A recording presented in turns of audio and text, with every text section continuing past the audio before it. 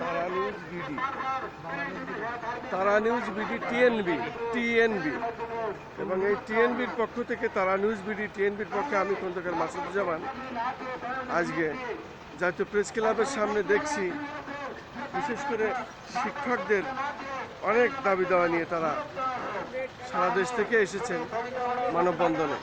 তারই ভিডিও ধারণ করছি আমি।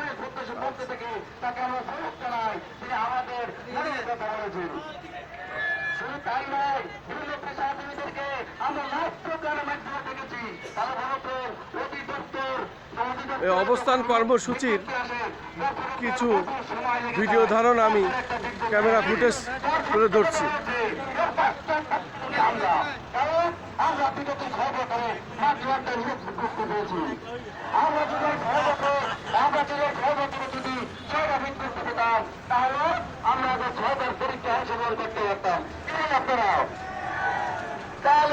আবার কিছু মহাদের যে ভাইগুলো ফেললাম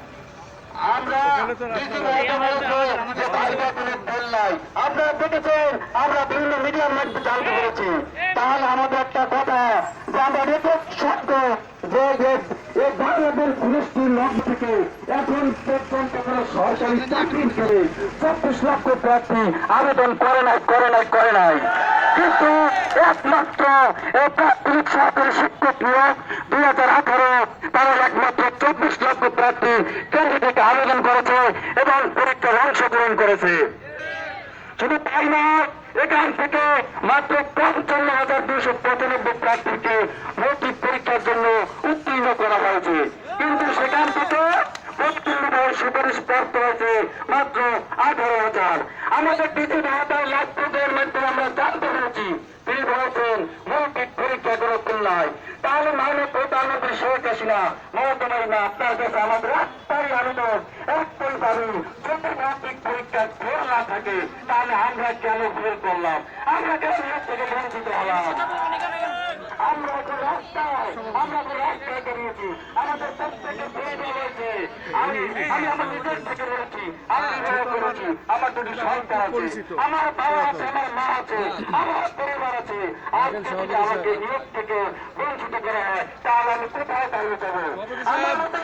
বক্তব্য দেন সংক্ষিপ্ত। এতদিন পরে আবার আসলেন, আপনি এই বিষয়ে কিছু বলেন। হালকা বলে ফেলেন।